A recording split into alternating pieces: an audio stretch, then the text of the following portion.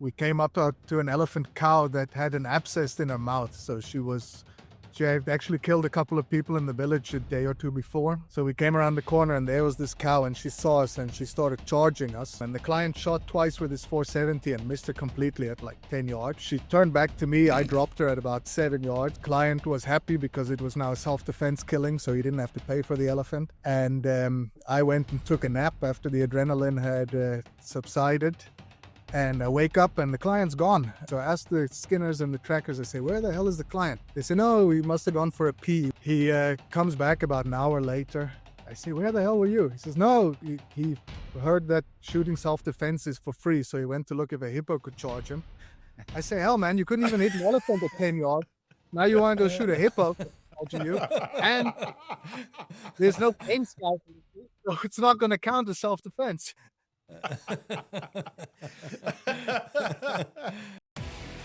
Welcome to the Salt Lick Worldwide Podcast, your ultimate destination for hunting, fishing, conservation, and gear.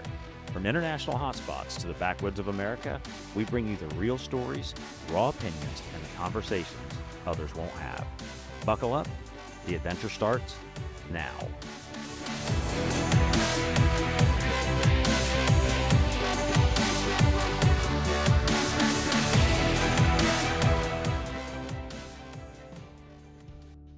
Welcome back to the Salt Lick Worldwide Podcast, the equivalent of a bakkie with no seatbelts, too many rifles, 3 coolers full of beer, and absolutely no regard for your vegan cousin's feelings. Tonight, we're tossing the script, cracking some cold ones, and diving headfirst into the South African bush with 2 guys that are building something bad. Oliver and Carl from Trophy Destinations. They're the next generation chasing adventure, building a brand, and putting their own stamp on what real African hunting should feel like. We've got cold beers, hot takes, and absolutely no idea where in the this conversation is headed, but if it ends up with a few good laughs and some terrible advice and maybe a safari story at the end, it'll be definitely worth telling your wife about. We'll call it a win. So grab a drink, lower your expectations just a little bit, and let's dive straight into it. Well, Oliver, Carl, thanks for joining us, and we are joined by Oscar Maldonado, which is now, I don't know, your 5th or 6th time on the pod. And Kevin, this is your first official time, I believe, right? Yeah, we did one way back whenever we had me and James on. But this is the first official with all the new stuff. Oliver and Carl, thanks a bunch for jumping on. We've been, Oscar and I have been kind of following your stuff a little bit. Like you said earlier, if you guys got a whole bunch of likes, I'll say it was probably from men watching your shit. So welcome to the podcast. Thank you. Thank you, guys. Thank you for having us. You know, this is just a nice, easy, free kind of podcast. We're all sitting around drinking. Well, I think Oscar's drinking bourbon, but the rest of us are having a couple sundowners. So no stress. Let's just have a good time. And kind of the point of the podcast is to introduce people that haven't had the opportunity or maybe only been once or twice to kind of show some additional insight, which is what you guys have done a real good job on your YouTube channel. You know, when I found you guys, it was on YouTube and I started watching, and you've done very similar videos to what we've done in the past. And I thought it was really well done. And I found you guys from your rifle conversation when you were breaking down the different types of rifles you're actually going to use on safari. And specifically when you threw out the old 6.5 Needmore, then I'm like, oh, I got to have these guys on here because I'm the asshole from the States that brings a 6.5 with me, and I catch that shit from RPHs all the time. And until they see through and throughs and kudu and shit like that when you're using the right round and shooting the animal where you're supposed to, but because it actually works. But anyway, so yeah, let's kick it off and just we'll hit you with something easy right off the bat, and just it's essentially just tell us about yourselves a little bit. How'd you guys get into the business, and kind of tell us about the name and what you guys do daily. Cool. Carl, you want to start? Yeah, basically. I think we Trophy Destination started. I met Oliver 3 years back. Yeah, 3 years back, and he came hunting here by me with some different outfitter, and we met up, clicked immediately, and we had some of the same interest, and we just started talking. And we have some stuff here that Limpopo does not have, Oliver's place, and so we just got to talking and thought it might be a good idea to start something together. I remember I saw your guys' channel. It was probably like midnight, and one of your first early videos of that giant kudu, like the 1-minute clip of that. And I'm pretty sure I woke up Gabby and I was like, take a look. This is what dreams are made of right here. That's called lost sleep in my house is what that is. Yeah. I've seen that. I don't know how many views that thing has. I might be 30% of all the views. That's what we want. Yeah, no, that's good. If you guys want some backstory of us, like how we got into hunting, and so absolutely, yeah, so hit us with it. I was born and raised in Switzerland, and my That's dad where the bought accent game. comes from. Yeah. Then my dad bought the game farm in Limpopo in 1988, so before I was born even. So school holidays, and as a baby, we always came over to South Africa. So I knew from a young age, Switzerland's not for me. South Africa's where I want to be. So graduated high school in Switzerland, moved down to South Africa, went to university for a week because my dad said I had to go to university. Once I was here, I said, stuff it. And off to the farm I went. And started operating a hunting business there under Wetstein Safaris, my surname. And and then met Carl a couple of years back, and we decided we're going to merge our two businesses and make it one. I was actually going to ask that. I had that on my other notes too, because your accent was a little different. It wasn't a traditional Afrikaans style accent. I'm like, there's something a little, he must not be from there. You spend somewhere, you're from Europe somewhere, you spend a bunch of time. Exactly. As a kid, I wouldn't hunt in Switzerland because I wasn't allowed to, but I'd always go as a beater into the woods as well. And so hunting's always been part of me and what I do. It's the only thing I'm good at, really. I'd like to say the same thing. I don't know if I'm good at it. Listen, we're just okay. I'd rather be lucky than good any day. Yeah, that's true. even a blind squirrel finds a nut. Nicole? Yeah, so I also grew up not in Switzerland, but on the farm just the next door farm, and been hunting all my life since I was a kid. I actually, when I was 7-8 years old, I refused to go to school if I didn't shoot 5 rock hyraxes, dassies as we call them, on a Sunday. So I had something to write in my newsletters.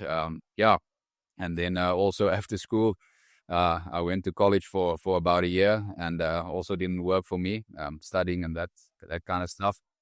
Did my PH course here in Van der Kloof, close by. I actually met Randy Westraat, that was on your show as well. I guided for Randy for 2.5 years. We're still in contact, still in good contact. And then I went to Texas, guided a couple of years there at Champion Ranch. Great experience. And then, started my business back here, met up with Ollie, and that's how everything got started. Oh, that's where in one of your videos you talk about hunting Bob White quail. And I was like, what do these South African guys know about hunting quail? That's where the Texas comes from. Oh yeah, for sure. Back to the conversation we had off camera. You guys asked where we're going in Northwest Province. It's Freiburg. That's the nearest town. Yeah. Okay. Yeah. So I think we're 20 minutes south, like closer towards, maybe a little further, more towards Kimberley, I would say. Okay. Cool. Down that way a little bit, but all right, well, good. So now we're cracking along. So let us hit you with an easy one first. And if you could only hunt one species for the rest of your life, what would it be? Yeah, we spoke about it before we started to speak with you guys. It's a very difficult thing. Obviously, if you have bags of money, there's a lot of stuff you guys have that we don't have. Definitely not the sheep stuff. We'll get to that later. But I love aoudad. We don't have here by us, unfortunately. But I think, there's many species I can say. What do you think, Ollie? I think if I could only hunt one for the rest of my life, I probably have to say fall ribbuck. Really? I'd go mountain Farley, huh? Yeah, Farley. Yeah, there's something about that hunt that just it's different. let's go around the table. Kevin, what now? Kevin's not been to Africa yet, so that was one thing we're going to get to later because he's got some questions specifically for you guys. Has never been. Now, Oscar, obviously, I've been in country for months and months and months and dozens of safaris. Oscar's been a couple times and he's going back with us again this year. So we'll start with Kevin. What's your number one animal that if you could only hunt one thing for the rest of your life, what's it going to be? If I could only hunt one thing, I would say I can only speak for North American animals. I would say it's bear. Bear. I love bear hunting. I love hunting with dogs. Oh yeah. But Sure, I forgot about that. You are super passionate about that, running them dogs. yeah. I love hunting with dogs. That's the one thing I really, really enjoy. Exhilarating, huh? Yeah. But we may have to dive back into that a little bit later. Been to South Carolina the last 2 years trying to hunt black bear, and we're going again this October as well. Call's coming with it. Nice. Oh yeah, that'll be awesome. Yeah, I've always wanted to hunt the Carolinas. Oh, sorry. So no luck yet on the bear. So I'm hoping third time lucky. Third time's a charm. Yep, you'll get it. Mm-hmm. I've got a bear story, but I'll tell it later when we come back to yours. Oscar, I already know what Oscar's going to say, so this is a loaded question. One species that you only could hunt one for the rest of your life, what's it going to be? Guinea fowl. That is not what I thought you were going to say. You know, it's kudu. To me, it's the first animal I ever shot ever was a kudu, 51 inches. Wow. No, free range. Yeah, free free range. range in the Cape. One shot and everything on there, and I fell in love with it. Remember the story I just, or the what I said, better to be lucky than good? So I bring Oscar to South Africa for the first time, and I don't think you even had kudu on your list, did you? I didn't even know it existed. Yeah, so day one, so and we've got a bunch of us. There's like, I don't know, there's 8 or 10 of us there, and everybody goes to the rifle range first thing in the morning, and then Oscar, we're talking to the PHs and kind of working through everybody's list, and Oscar all of a sudden comes up with when they PH ask you what do you want to hunt, and you start off with kudu. Day one. Yep. And then so we're sitting back at camp. It's late. It's after dark, and you'd been at it all day long. And but you had Hannes with you. Yep. And he'd already texted me that y'all come outside. So we came outside, and it was well past dark. And sure enough, he'd killed on his very first hunt in South Africa, very first hunting day. He killed a 51-inch free range kudu in the Cape. Oh wow, beautiful, amazing, beautiful. Yeah, stunning. It was awesome. I thought it was normal. Not so normal for free, for sure. Not normal. No, and mine is also it's hard for me because I've been hunting the tiny 10 for years. I've got 9 of the 10, and I'm trying to finish off this year. I hunted the sharps last year in Louis Treehart for 10 or 12 days straight, and we saw lots of them. We saw lots of females, a couple little males, real young, no shooters. So I'm the last part of our I've got a 5 or 6 week trip this year. We're the last part of the trip we're going. What the hell is that? Outside. Really? Yeah. Don't tell them some bitches to turn that radio off. I'm trying to talk here. Yeah. But so I don't know. It's either free range kudu for me, or though I love chasing. I think it's anything free range. And all the tiny 10, there's not a fence that holds them bastards, so they're all free range. But all I've got is sharps left. But I think the most fun I've had hunting them though was in KZN last year, where I hunted the red and the Sunni in the sand forest. And that was a really cool experience for me. So I'm going to be more general. I'm just going to say all the free range shit in South Africa. I thought you were going to say fowl. I like fallow deer. I love it. Well, and I've shot a ton of fallow deer, and they're always on my list when I go over every year. So I'm always going to go to the Cape and chase free range fallow deer. I'm always a little bit late though. The way it seems to work out with our schedules, we don't get to go till May or June for the most part. So I always miss the rut. And but I want to go one year during the rut and hear him getting after it. But so that's mine anyway. Boys, what was the spark? When did you guys say, screw it, we're going to build our own thing? You kind of led into that, but there had to be a moment that you both just said, all right, shit on this. We're going to come together and we want to do this. I think we kind of, when I came to hunt here, we just really hit it off, and There's obviously a lot of species here in the Northern Cape that we can't have in Limpopo for diseases and so on. Yeah. Like springbuck. Yeah, you get hot water springbuck in Limpopo, but they don't grow very big. And I've tried it, and a lot of them end up dying. So it's a lot of waste of money as well. So it just the two areas complemented each other so well. And I think that's kind of just how it happened. We spoke to each other. We said, hey, can I bring clients here? You can bring clients to me. And we said, yeah. And we said, well, why don't we just partner up and make it one company? And it makes life a lot easier. And that's great when people can come together like that. We've been fortunate at Salt Lake too, where we've got all these different personalities. And we kind of we were all friends first, and we started hunting together.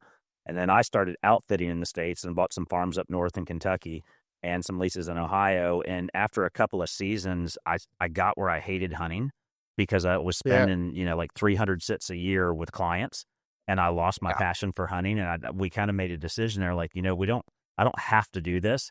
And I'm gonna live to regret it if I don't stop now. And so we stopped, and I said, maybe the social media route is better to kind of get our message out there, and that, we don't talk much about, North American species because we're so passionate about international hunting, especially South Africa, and conservation and humanitarian aid and everything else that goes into it. It's just such a unique place, and we all love it. So we kind of structured Salt Lick to be more of an international style, where everybody in the world, if you turn on YouTube, there's 1 million people that hunt whitetail, and there's, 500,000 that hunt elk and mule deer and all that other shit. So we wanted to do something that was different. And while there are people that will go to Africa and film an episode or two a year over there, I really wanted to focus on South Africa and what it's like to be there and give people an opportunity. Most people in the U.S., for whatever reason, think that it's unattainable, that it's super expensive to go there.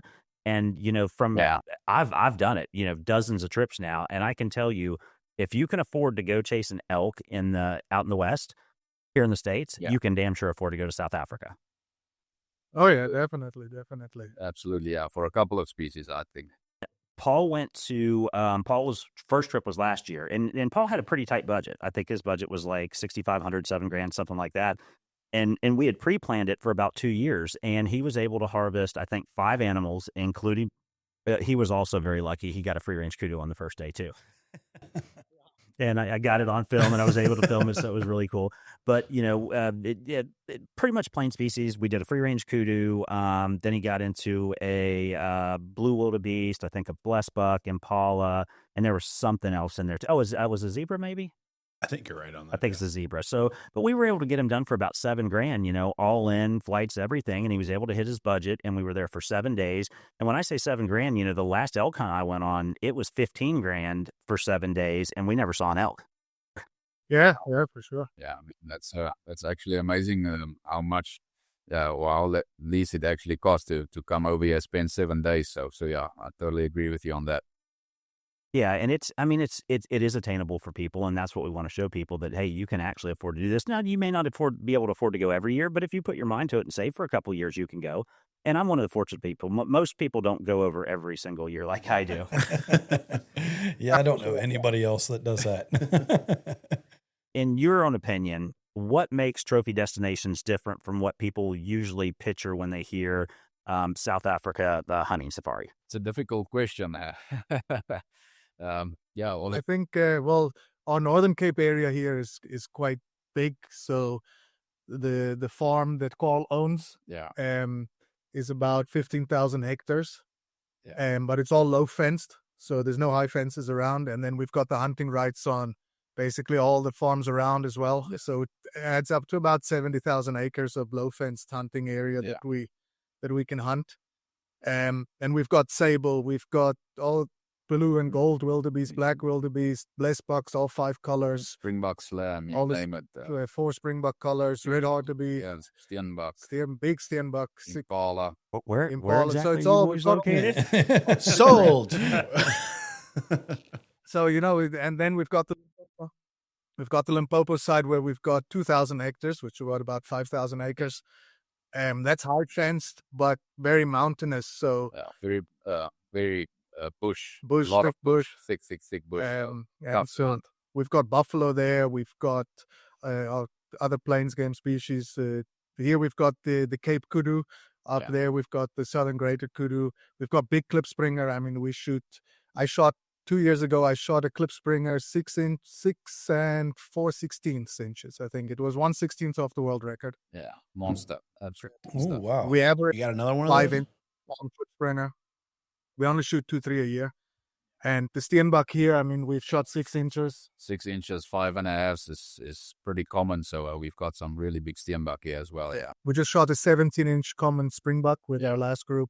All free range, this is all low fence stuff. I did see that post. I saw the springbuck post, and that was phenomenal. I thought when I first saw it, I'm like, is that a Kalahari by chance? Because that sumbitch was big. Oh, yeah. The photo doesn't do him justice because he's got so much mass that he carries all the way up that he doesn't look that big. It looks like I hunted Namibia a couple years ago, and I took a big Damara springbuck. And that's when I saw that picture. I'm thinking, is that a Damara or is that a Kalahari? I mean, but it said common springbuck in the post. I'm like, son of a bitch, that's a good one. And I know there's the place is it the Free State where is that Mega Springbucks? They're not Actually 80 kilometers from here. Okay. 60 miles. Yeah, really close to us. We know the guy well. Yeah. When I first saw that post, I'm like, that had to be one of those, those monsters that guy's got out. But if you're all low fence, that's cool. Most places aren't low fence. Yeah. All low fence, yeah. Proper hunt. Yeah. The way it's supposed to be. Yeah. Yeah. So we do take care of our genetics, and every now and then we'll try and bring something in just to help the genetics out, but it's at our own risk because they can just leave. We've had sable bulls that have left, and we've never seen them again. So especially the kudu you guys have been talking about. I mean, we see bulls. We saw a monster bull, or I saw a monster bull this morning, and we've seen this bull a couple of times.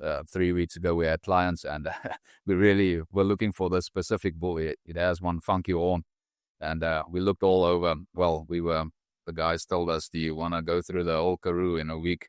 That's what it felt like, but we looked everywhere for it, and we never saw that bull, not once, and this morning he reappeared. He was there with cows, so the rut started on them. Now the bulls are over the ladies now, yeah.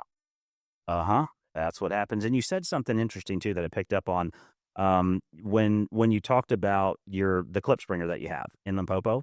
And what you said was, not a direct quote, but we only shoot 2 or 3 a year. And that's something that's important that people need to understand, too, that when you have a quota and you maintain a very strict quota, that's how you get animals and advance them to the next age class, and you're able to shoot those monsters. If you go in and shoot 10 a year, you're never going to have big ones there. No, for sure. Yeah, you gotta manage it, and on low fence or high fence. Obviously, high fence, your management has to be even more stringent because they're enclosed, so you got to make sure. Not the clip springer, they come and go. Bushbuck come and go, but your main species. So you gotta manage the population so you don't overgraze or overbrowse and overhunt a specific species. Yeah, you don't want to overhunt them either. And but it all comes down to management, like you said. We set a quota at the beginning of each year. We try and do a kind of a game count to see what's around at the moment. Yeah, and we set quotas for ourselves according to that. One of the things I noticed, and we're going to jump all around. So you guys, it looks to me like you guys are starting to really get into and enjoy long range hunting. I saw that with some of your rifle setups and some of your videos. Let's talk about that a little bit because, a lot of people want to do it, but people think, oh, I can go buy a $20,000, let's call it Gunworks rifle, and that automatically means you can hunt long range. That's not how that works. No, not at all. I gotta say the 300 PRC are badass. That thing can hammer a long way.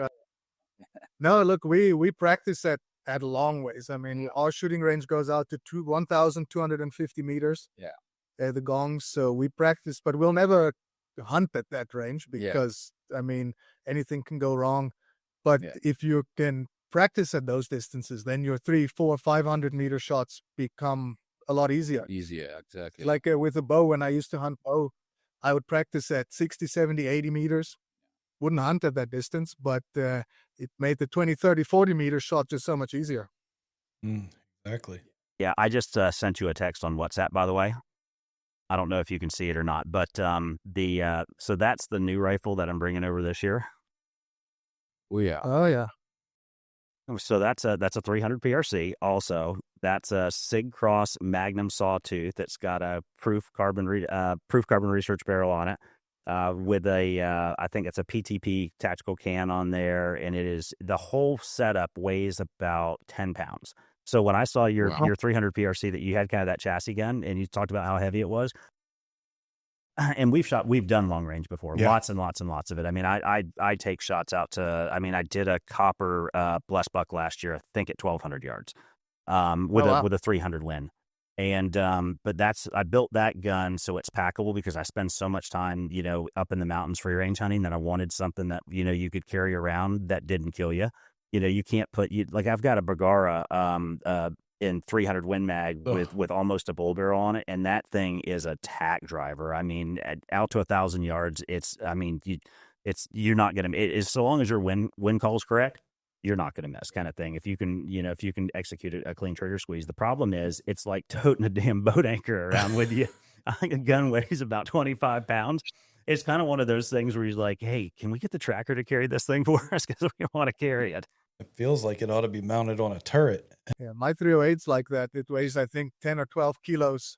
Big bull barrel, 30-inch bull barrel on it. And I hunted fall ribbuck with it, and carried it for 3 days through the mountains, man. It was grueling, but it was well worth it. I shot a 9.5-inch, I think, fall ribbuck, so it was worth it. But heavy gun. Yeah.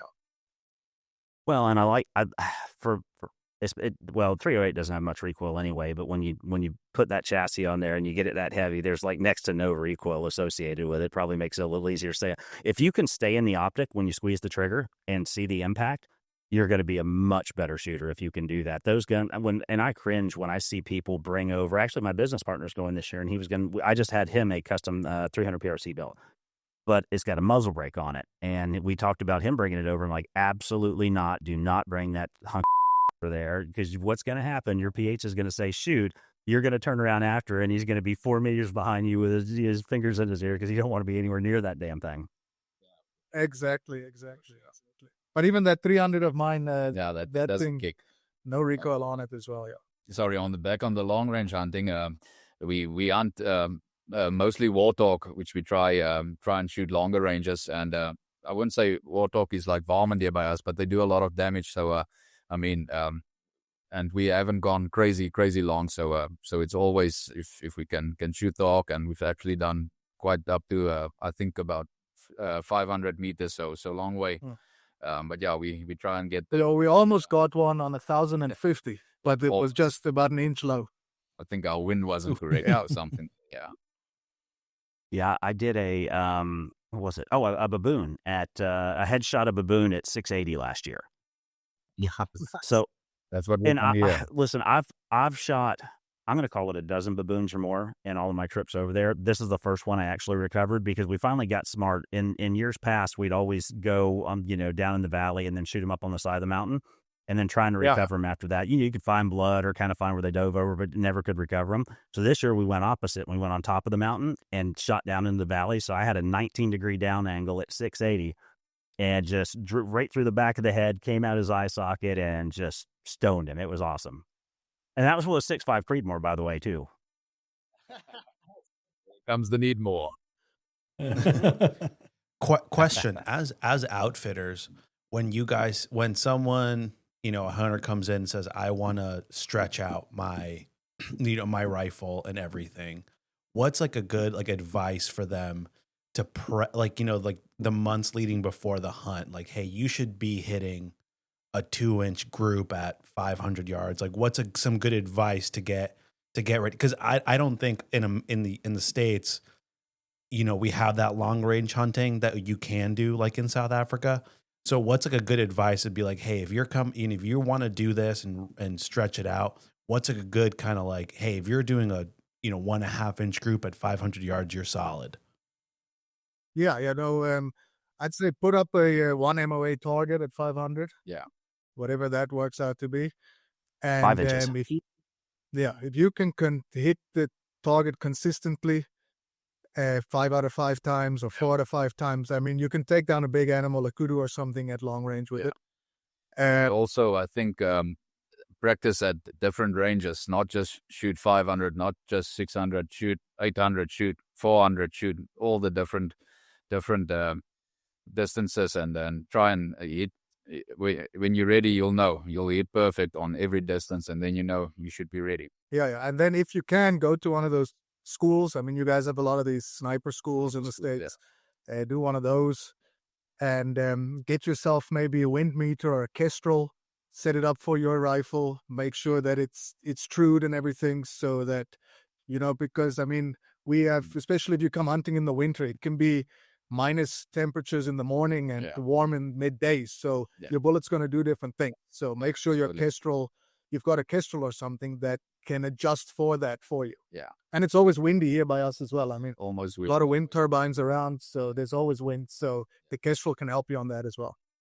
Yeah, and I that before I got in, that's kind of how I got into long range. Before I really started stretching it out there, I went to a long range school and actually, we started from scratch, zeroed the rifle, chronoed the rifle, got my dope all the way out to 1,000 yards and stepped it out. But barometric pressure and temperature and elevation, that's a big thing. So for me, we used to be able to use Strelok, and it's not available anymore. So I think Cheer Gunner is the new one that's virtually identical. So anytime I go over, first thing in the morning before I go out, or when I do get some service, I'll just uplink to the nearest satellite to get the barometric pressure, elevation where we're hunting, and then I'll just re-zero all of my dope right then and there, so I can make the proper calls at yardage. But one of the cool things that I have is I'm running the Sig Kilo 5000 binos. So I can upload all my ballistic data to the actual bino itself for 3 different ballistic profiles. And then so when I range that target, it's going to give me, whether you're using a mill or an MOA, doesn't matter. It's all set up for that individual rifle. So it's going to give me my holds, and it's going to automatically adjust for elevation too, which is nice. But at the end of the day, you still have to be able to make a wind call though. And that's hard for people to read Mirage downrange. That is not something that you can just do instantly. That's a learned behavior for sure. Something you've got to spend some time doing. Yeah. So we'll if we've got a client that wants to shoot long range, we'll try and make our approach so that we can kind of shoot into the wind. Maybe so, if possible. Yeah, so wind hold isn't as important. You don't want that heavy crosswind, but it's not always possible. But we try and put our clients into the best positions. Yeah, and we've got a lot of mountains as well. Mountains, valleys. When you're up top shooting down, the wind differs at the bottom, so you never know where the bullet's gonna hit. So best to get behind the wind or shoot right into the wind. That's probably best. Yeah. And do you see, now that I see a lot of it here, everybody wants to stretch it out now, it seems like. Mm-hmm. And, whereas we were growing up, 100, 150 yards for us, that was a long shot. And, especially I grew up in an area where I started my hunting was in upstate New York as a kid, going back and forth, and it was shotgun only. So we had slug guns. So 100 yards max kind of thing, but mostly you wanted to try to get, 60, 70 yards kind of thing for that slug gun. And now, with these new rifles that have come out in the last 20 years, and especially the ammo, really the 6.5, I think, kicked it off and started getting, now you've got a 7 PRC, a 300 PRC, you've got the 27, you got the 29, and some new Wildcat rounds. I think there's a new 6.5 round too. I think it's, is it 25 Creedmoor. 25 Creedmoor, that's what it is.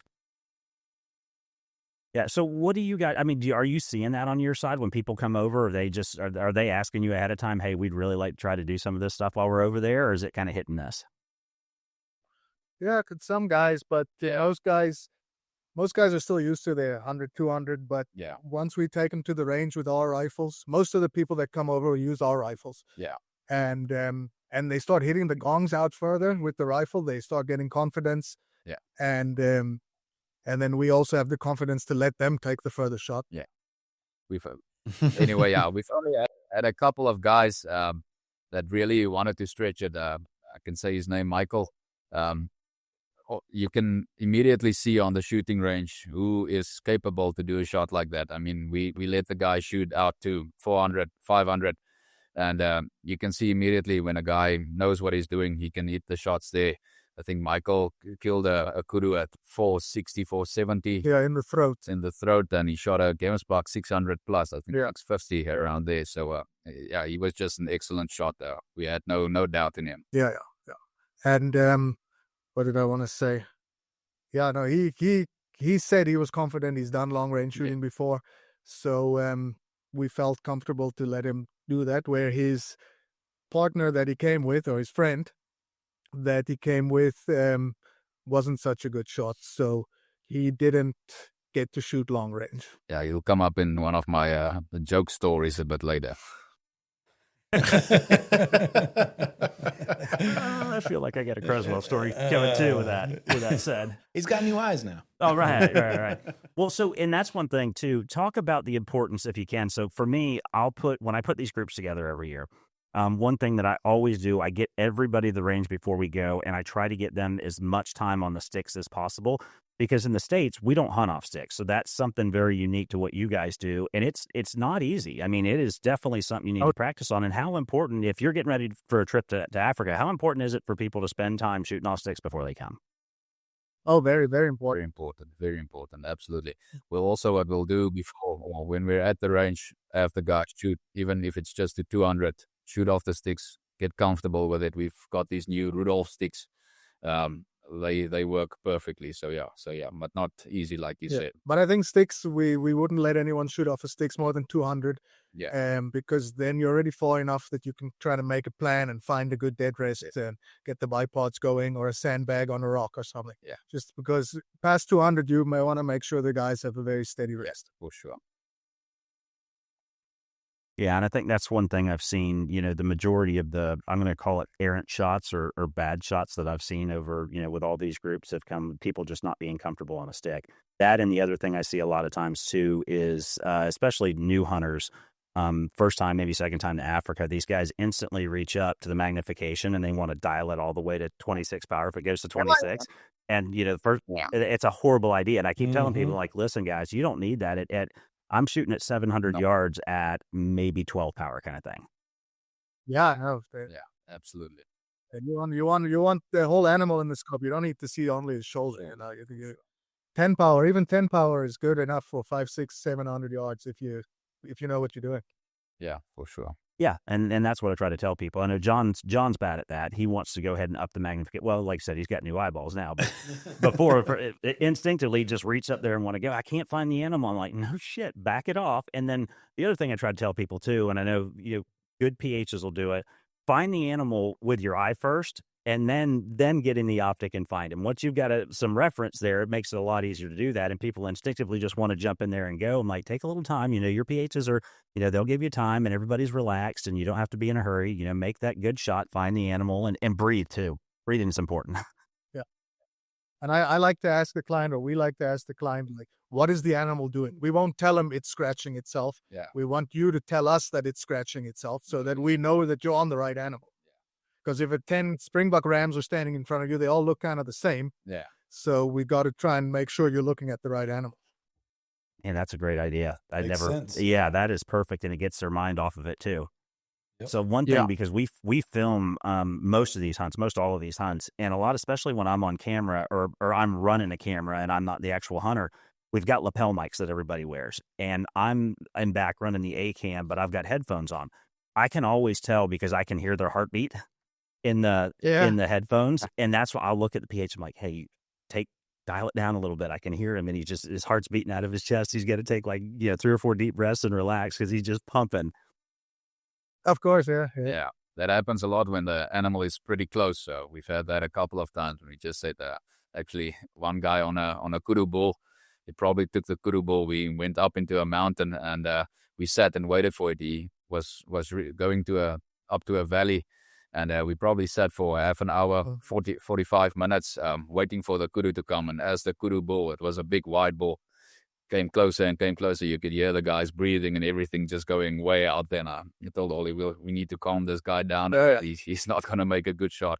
He actually missed the first shot at much closer. And the last shot or second shot it off and probably 200 yards. So killed it. And then he started vomiting from excitement and stress.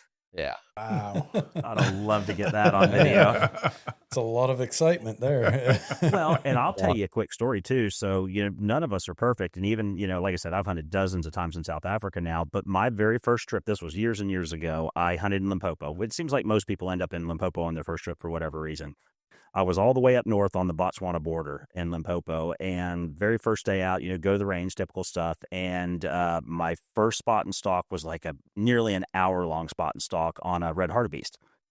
And I got within 50 yards, and same thing, for me, I've been in country for one day. I'm seeing animals I've never seen before, and I blew it, but like 3 foot over the top of his back. And my PH is like, son of a bitch, this is going to be a long 7 days. So I'm guilty of it. I've done it.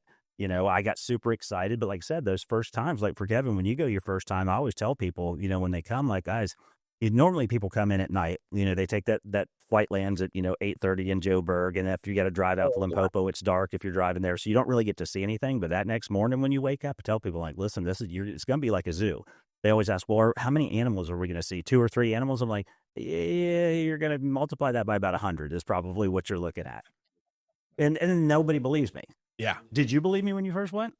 No, I didn't believe you because I guess in the States, we're so used to freezing our ass off in a tree to maybe see one deer as it runs away.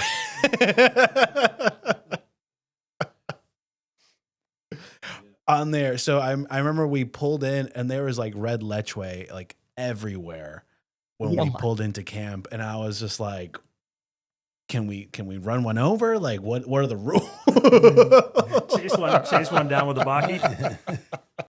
Yeah, and not to mention those lechways. So that particular farm that you hunted on at Tabatala, he's got some of the best lechwe genetics I've ever seen. Everything out there is several inches gold medal kind of thing. So you're going through a group of lechwe trying to find the biggest gold medal, not to try to find a gold medal. You're trying to find the biggest gold medal there. It's crazy. But there's farms all over South Africa that are known for that. Like some people have great bushbuck, some people have great kudu, some people have great impala. The genetics are there. So each farm's got something that they're really good at and got really good genetics there, and that's something it's individual to each farm. Yeah, for sure. It's mostly different regions. I think like we have no Klipspringer here, but by Ollie and them, they grow enormous. Here by us, Steenbok grow enormous, Springbok grow enormous. There by them, Bushpig grows enormous. So it all differs from each province, each different region. Each region has some good genetics here and some good this there. So yeah, that's basically how it goes. And nutrition, I think nutrition has a lot to do with the different what they eat, habitat, all of that. Yeah. So let's and we got to keep moving on because that we started on long range and then we had a roundabout way to get back here. So tell us a story. So you got to give me one ridiculous client story, a bad shot, bad deer decision, whatever. You don't have to tell names. Just tell us something that really got up while you guys are out there. Okay, I'm gonna start off with that guy I told you about just now. We were out and about, and Ollie took the guy that actually shoots really, really well. I was stuck with the other guy, and we actually went also looking for kudu. Went up a valley, and we took the sticks. I think we had the 308 with us, and we started stalking up because the spot we normally see kudu. There was no kudu, but there was some mountain reedbuck way off, and the valley was actually really nice, so we could stalk to really close to them, and we started walking. I was carrying the gun at that point because it was heavy. It was heavy, really heavy.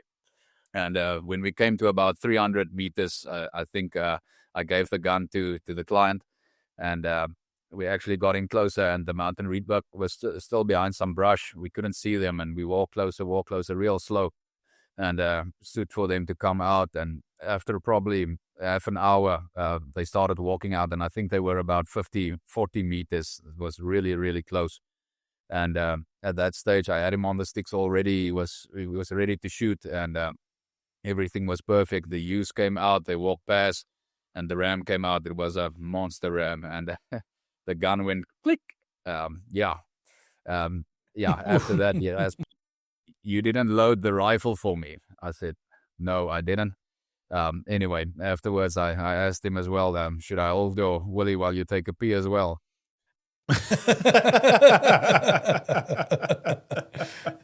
Yeah. That's a good one. Yeah. Yeah. Making sure the round is in the chamber is essential. Well, listen, and from a pH perspective too, especially with clients that you don't know, you don't want to let that sumbitch walk around with the No. round in the chamber either. Yeah. No, That's a bad definitely idea not. there. Yeah. I probably should have checked, my mistake as well, but we had a good laugh afterwards. Yeah. So that's the guy that got the kudu on the last day. So yeah, worked out great. Well, Oliver, what do you got? You got to have a good one. Mine's a bit more dangerous, but we were hunting elephant in Zimbabwe with a client from Switzerland, and we came up to an elephant cow that had an abscess in her mouth. So she had actually killed a couple of people in the village a day or two before, and so we came around the corner, and there was this cow, and she saw us, and she started charging us. Well, me, because for some reason, dumbass me was standing in the middle of the open, while the client and the Zimbabwe PH were behind a bush on the right. And as she was charging, she passed the other guys and looked at them, and the client shot twice with his 470 and missed her completely at like 10 yards. She turned back to me. I dropped her at about 7 yards. So everything was all right. Client was happy because it was now a self-defense killing, so he didn't have to pay for the elephant. And I went and took a nap after the adrenaline had subsided. And I wake up and the client's gone. And I think, what the hell? So I asked the skinners and the trackers, I say, where the hell is the client? They said, no, he must have gone for a pee. He went off into the bush here to the right.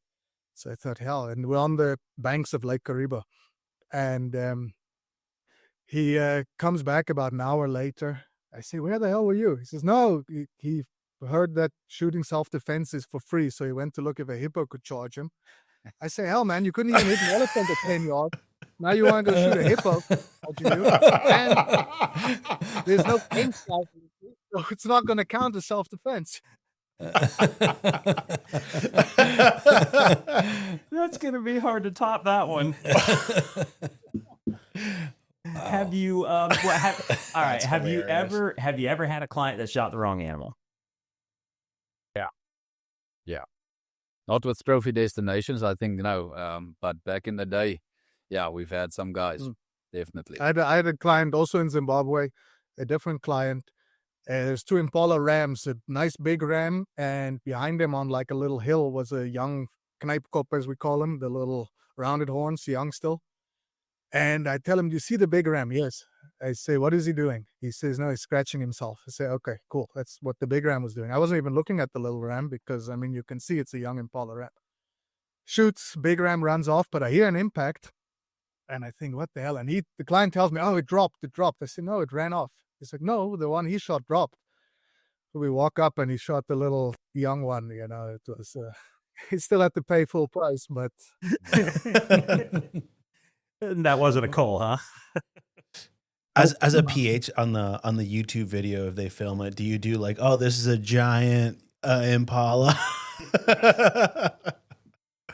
On there, I see a lot of those videos and everything when they're just like, oh, this is a giant, we've never seen one and everything.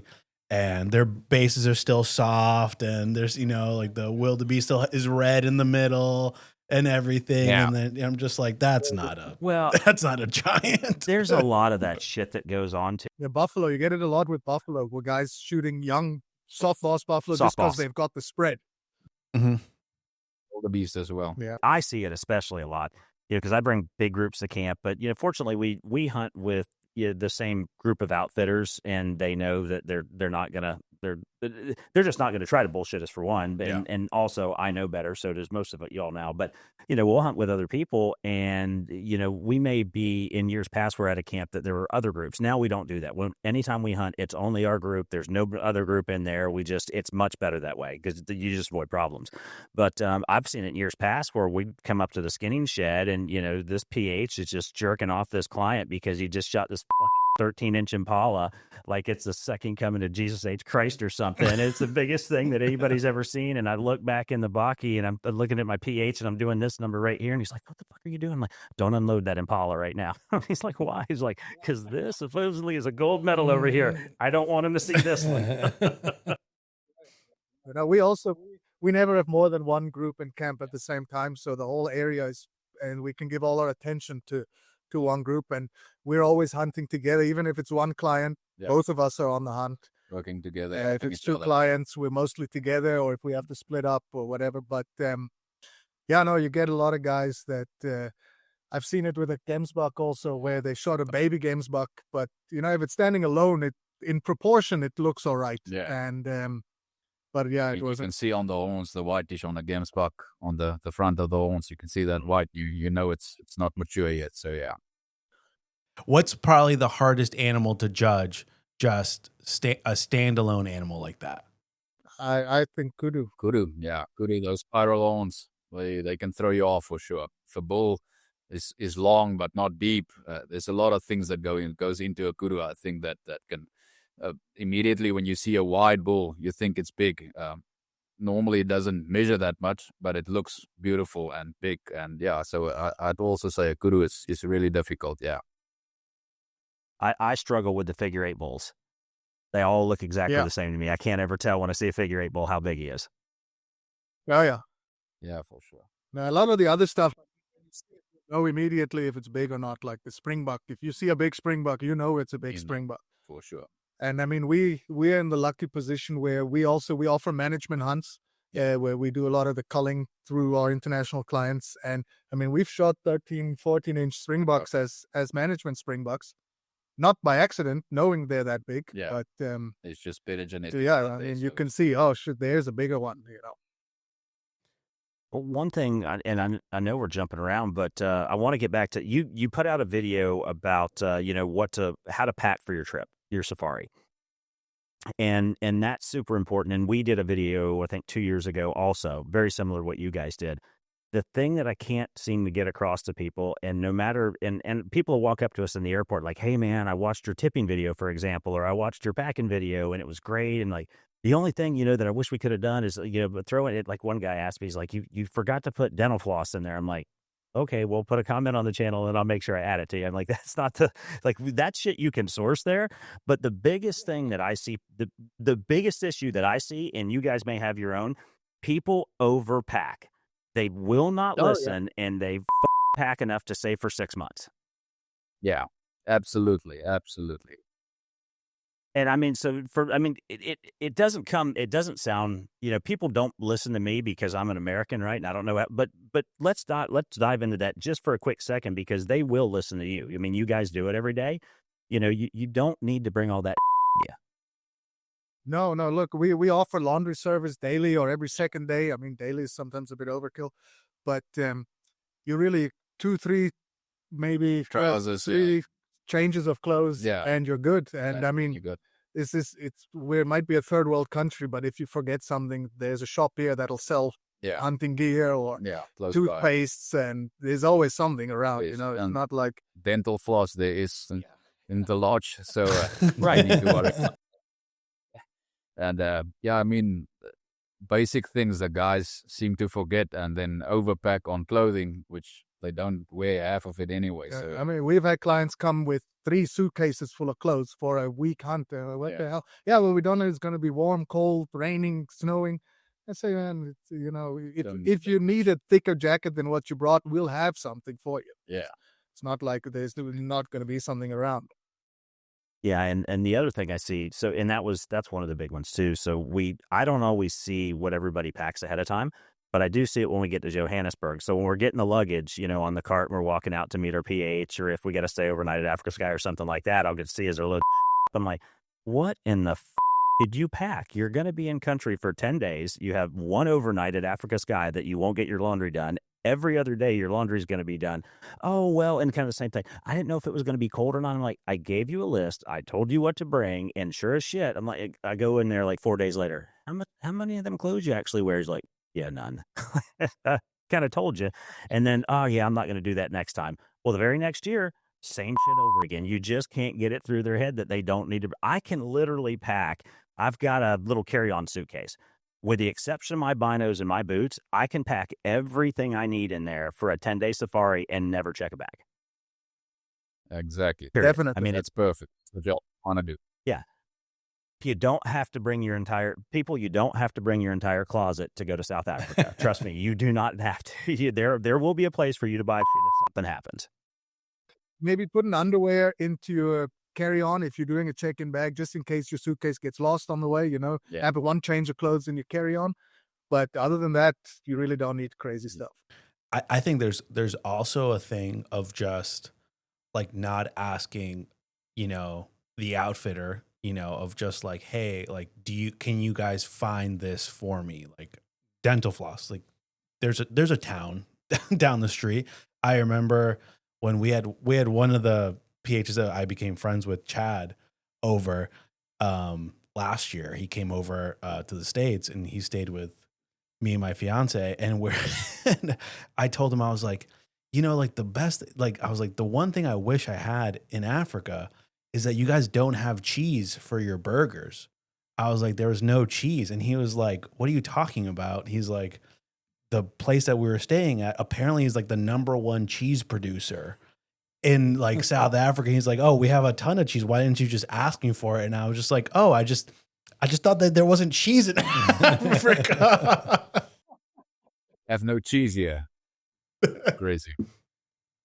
Now you have plenty of tomato sauce and then plenty of chutney though. You're going to get that for sure. Yeah, exactly. So I think there's just that. There's just like if you're missing something, just ask. Yeah. Of course, you don't know. I promise Ask. you not enough cheese. Well, and I think if one of the things I'll say to people that are going over that aren't going over with somebody that's been before is rely on your outfitter. Don't be afraid to ask questions. Send them a WhatsApp, send them a text. I mean, people think, well, I just don't want to bother them. No, you're not a bother. That's their job. They want to make sure they facilitate you to have the trip of your lifetime. So something you're going to remember. They don't want you to want for anything. That's what they specialize in. These guys are really good at it too. So just ask. If you don't know, just ask. They're going to tell you. They do it for a living. Absolutely. Sometimes we also forget about simple stuff to tell, like dental floss, cheese. We actually send out lists in before the time comes for the clients to arrive. Do you eat this? Are you allergic to anything? Try and get all of that stuff sorted before we even go buy groceries for the hunt. To know exactly, is there anything they don't eat which they dislikes, or what they drink, and we stock up on what the clients do want, and then you know for sure. And if there's something they would like specific, we'll also request that please tell us if there's something specific you'd like and whatever. So, like cigars or a specific cigars, bourbon, or we can't get every bourbon here that you guys get in the States, but we'll try our best to source whatever you're looking for. Or some cheese. I've got a PH friend in Limpopo, Brent Van Os, and so Brent's a big Crown drinker, but you can't get Crown in South Africa. So every year that we come over, I'll stop at the duty-free store and buy, the big jugs of Crown, and they'll let me bring 2. So I'll bring them over, and then I'll leave them in Africa Sky. And then eventually, when he's dropping off clients coming back and forth from Limpopo, Bella Bella, Free State, wherever, he'll stop at Africa Sky and grab them. But those are some, once you make that relationship and start, have some friends over there, you can help your PHs out too. We've got a running text for, the groups that are going this year. And you've actually got to bring extra bags because of all the shit I had to bring for those guys. Yeah, I just picked up muck boots for Hannes. Yeah. And that's another thing too. It works both ways. You guys can sort things, but after you built a relationship with your outfitter and your PHs, it's nice. Offer ahead of time. Hey, is there anything you guys need? Because there's shit over there that it's nearly impossible for you guys to get, and we can get it on Amazon next day here. Oh yeah. My wife always orders shit on Amazon to my last stop in the States when I go over. So I always make sure I travel with carry-on, and I take 2 empty suitcases to the States because they're coming back full of my wife's shit. Yeah, I've got 3 MDT chassis. I've got 5 Arcton scopes, along with I've got baby monitors this year because Hannes is because Alicia's pregnant, getting ready to give birth. I mean, I've got 2 duffel bags full of shit. Probably a duffel bag just full of Kuyu gear because those guys in the East Cape love Kuyu. So, I buy a bunch of shit and bring it over every year. And it goes a long way too. I mean, those guys really appreciate it when you're able to do that and help them out. And it can be little shit. There's candies and stuff like that. I got another friend that loves, combos. And for whatever reason, he can't get combos over there. So he has us bring combos like the super bags at Costco. Get those and bring those every year. Is this tall Hannes who you speaking about? Yes, Fayun, yeah. Oh, cool. I know. I've met him before. Hannes and I have been hunting together since I want to say 2018. I think 2018, maybe a little after that, but around 2018. He was actually, and Hannes was actually in my wedding. I got married in the East Cape. He was actually in my wedding.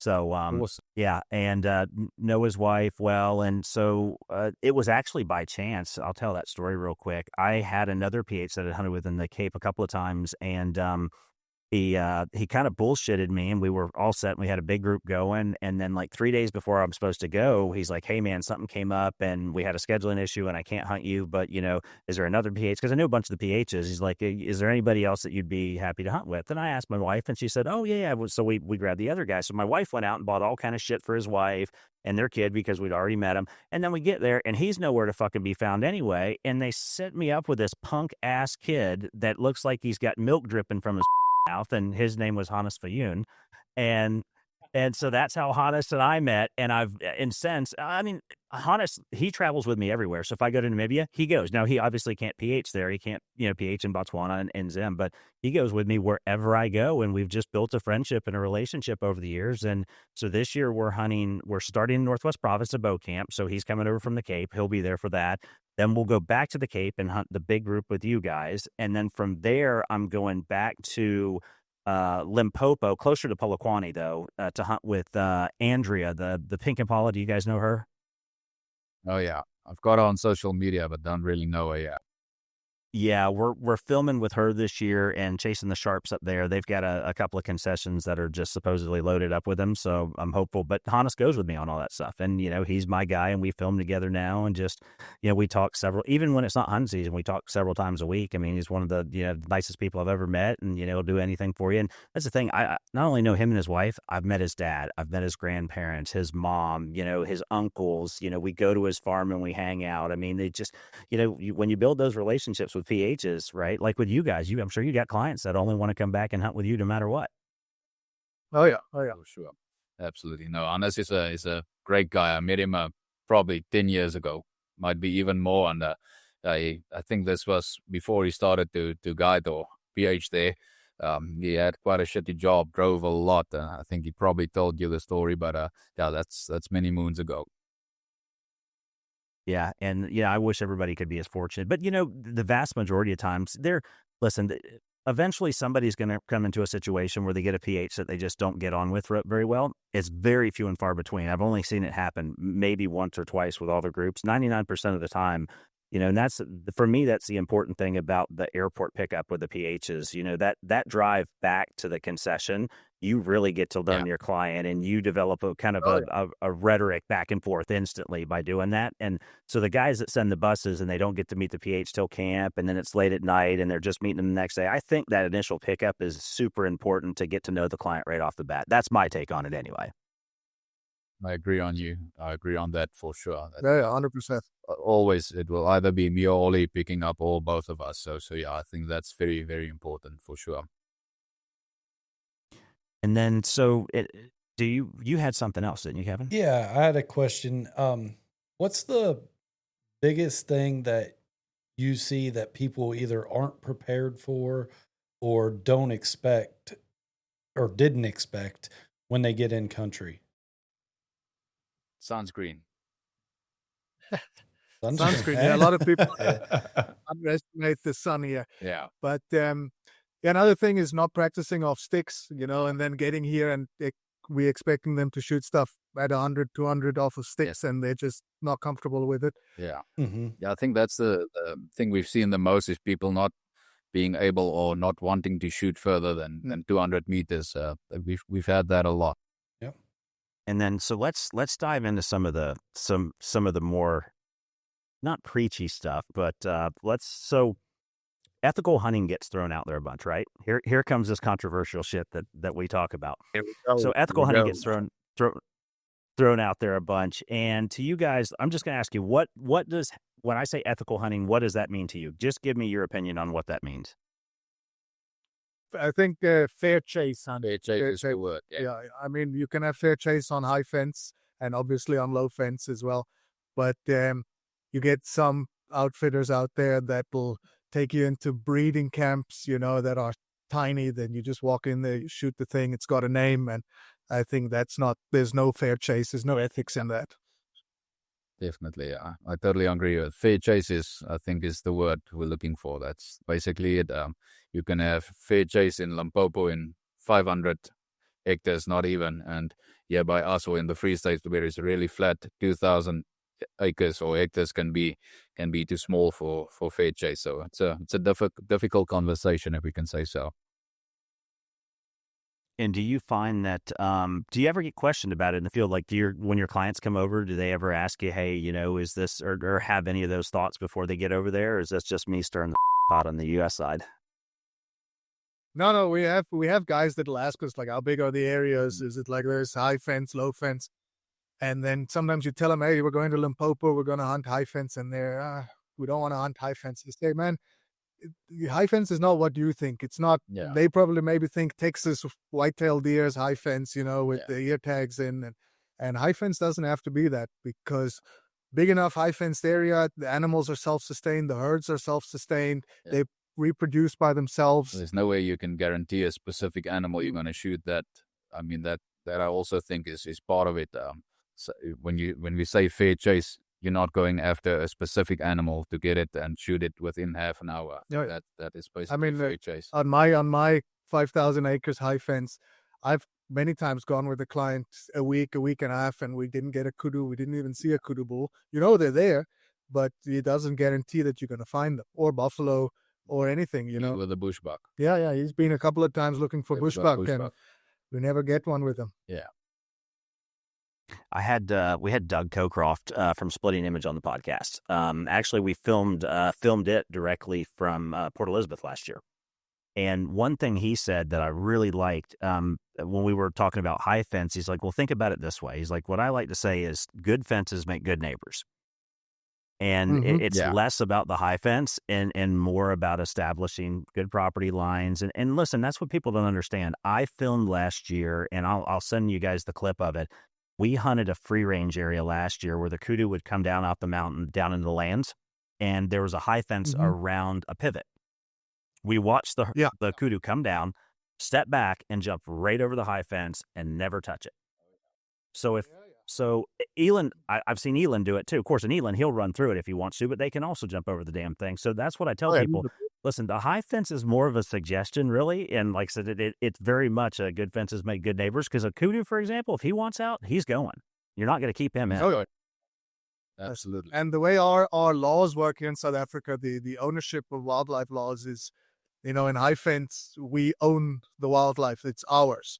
It's not, we don't need to get government tags or any of that. As long as we've got exemption permits on the game farms, the animals are ours. So we don't want them leaving maybe to a cattle farm neighbor that'll go and shoot a 60-inch kudu bull for meat, shoots him in the head, destroys his skull and his trophy, and he's gone. And he's gone forever. Yeah. Well, and there's no value there either. I mean, for if you're just shooting for venison or biltong, it doesn't, there's shoot a cow then, if that's what you want. Exactly. Absolutely. You had some, Oscar? What? No, I think like they kind of talked about it of just like high fence, and we've hunted high fence in Texas and everything, and Florida and all that stuff.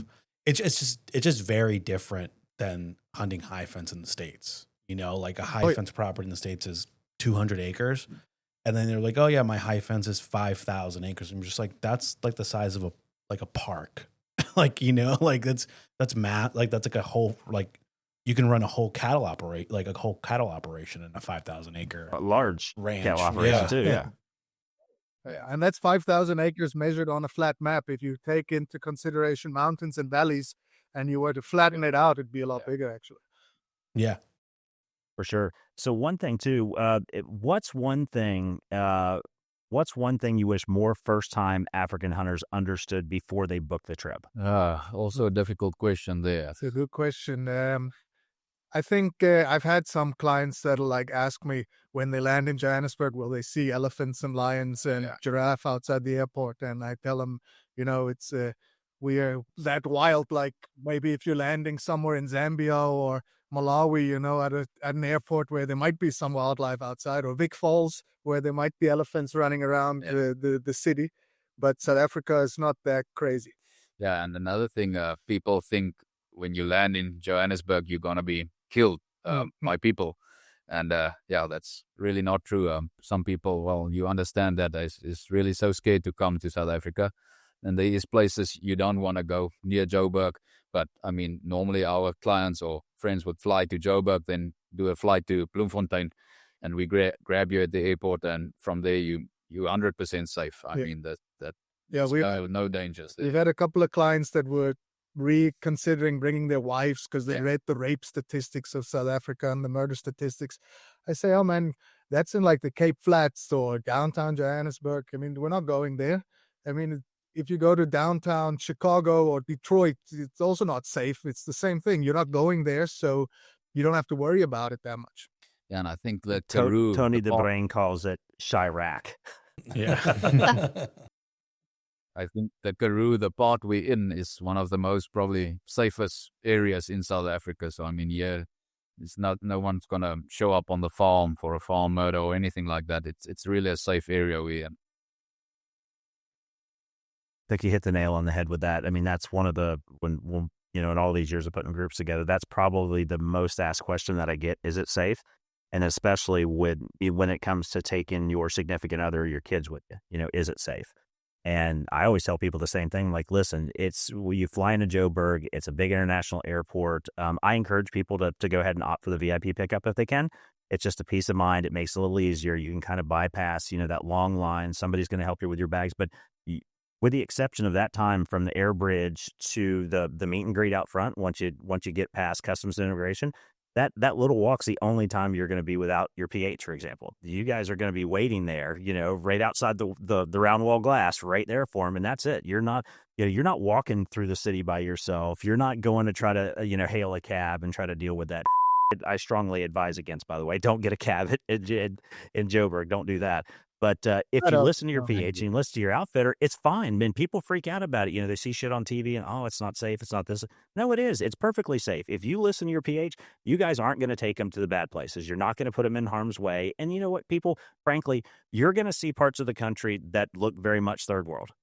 It is. It's what's going to happen. You're going to see it. You're going to have questions. Ask your PH about it. They'll tell you the story and get into the history of South Africa, from apartheid and before that, the Boer Wars and everything else that happened. You'll learn a lot from these guys and ask them questions. It is what it is, And at one time, South Africa was probably the most beautiful country in the world. And now it's gone backwards a little bit. And I don't want to make this political because we'll get banned on YouTube again. But, I mean, honestly, since the ANC took control, it's just been a downward spiral. But now in your most recent election, in all the years, I finally feel like there's some hope there again. Yeah. We'll see. Well, I think next election, the ANC is going to have a very tough time, 2029. But yeah, look, getting back to it, I mean, we offer trips to Cape Town as well, where normally I go with or call, and we're your guide the whole time in Cape Town. We rent a car. I'm the designated driver or call. We rent Airbnbs in like Camps Bay or Clifton, the best parts of Cape Town, and we do all the touristy stuff. And at the touristy stuff, there's not a lot going wrong because tourist is a major income for the country. For sure. And the guys know that. Take care of those people. If tourism disappears, our country will go further. Absolutely. So we want to hear one of your guys' funny hunting stories. Oh, go ahead, Kevin. Well, actually, me and Sean had a very similar story to the wrong animal shot. We were hunting in Kentucky, and there was 3 nice bucks that came out, and me and Sean were hunting together. He was trying to get the shot on film, and it was a muzzleloader shot hunt. And I tried to get settled in on the right buck, couldn't get comfortable. And finally, we decided to close the windows on the blind, get repositioned, did that. We both get on the deer. I said, okay, it's the deer he has his head behind the feeder which he did have his head behind the feeder, and he was on the right-hand side of the feeder facing towards the left. Sean says, "Yep, that's him." And I said, "Okay." I said, that's the one. I know that's the one we want. And I shot. Sean throws his phone because he wasn't ready for the for the shot. And smoke clears, and we thought I missed. We ended up leaving him till next morning to go check because we didn't want to mess up the area. Went in there the next morning. Sure enough, I shot the buck, and it was the wrong buck. They had switched positions while we were moving around in the blind.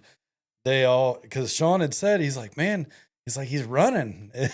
And I said, "No." I said, "I know I hit that deer. There's no way." And I hit the deer, but it was the wrong deer. They just moved positions. Apparently, that just goes to show that I'm a horrible PH. That was on both of us. I think there was a lot of commotion going on there for a minute because I couldn't get comfortable. I did have an opportunity with Hannes. We did it years ago now. He's had the same tracker for years and years and years. Actually grew up with him on the farm, Hornady, and it was his birthday. And we came up with an idea that Hornady's never hunted before. He shot, tutus at, spring hares and shit like that on the farm, kind of growing up with Hannes, but never really got an opportunity to hunt. And it was his birthday. So I said, "Hannes, would it be," we were hunting at Hunter's Hill back then. And I said, "Would Greg be okay if we took an Audi and I paid for him to shoot an animal? We'll go do like Cullen Paul or something like that." He's like, so he called Greg, and Greg's like, "Oh yeah, fuck yeah, absolutely. Let's do it." So we reversed roles though. I became the PH, Naughty became the hunter. Hannes was on the camera, and our other buddy Mike was the tracker for it. And it was, we did really good. Naughty got in the animal, and I couldn't see because I was on the wrong side of him. And first off, he's left eye dominant, but right-handed. So I'm looking over, I'm like, "What the is he doing?" He's got his head all the way over the stalk, looking through the wrong eye, right, to shoot. And then at the same time, I'm kind of hearing from the background. I'm like, "What is it?" And I look back, and Mike's like, "Close the bolt, close the bolt, close the bolt." The bolt straight up, and I couldn't see it because he was flying. It was a train wreck, right? And then we finally got everything. So the Impala started blowing, and they knew, the gig was up. We're fixing to lose it. We get everything in place. I'm like, "All right, take off the safety," and he speaks very little English, so I was kind of doing the best that I could to it. And he shoots and just dumps this Impala, and I'm like, "Holy shit, that actually worked." And we did the typical recovery where we sent the cameraman up first, and we were looking for the animal, and then I did an interview with him, but he did it in Corso though, so I had to have Hannes translate later, so I could put it on the screen what he was actually saying. It was just a cool experience, something I actually got to do for him, and it was his birthday, so what the hell. A lot of trackers and skinners don't get the opportunity to hunt, so he may be one of the few in the Cape that have ever done it. Oh yeah. Yeah, definitely. Not a lot of them get the opportunity to do that. That's for sure. All right, well, let's go. So we're going to go kind of fast on these since you guys have been with. Do you have anything else? Because I know you wanted to get the Hornady thing a little bit, right? I just saw their video about bashing Hornady. So was it the Precision Hunter round? Yeah, that black box, right? Yeah. Box. And what Actually, what caliber was it? Was it 6.5 or 300 PRC? 300 PRC. 100 PRC, yeah.